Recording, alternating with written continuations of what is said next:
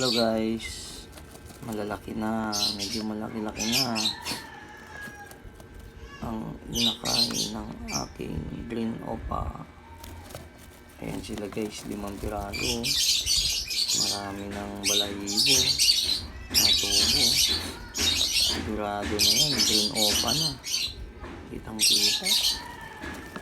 Ayan guys, so green opa, 5 piraso, malulusog at malalaki. Ayan o, ang lalaki na nila guys.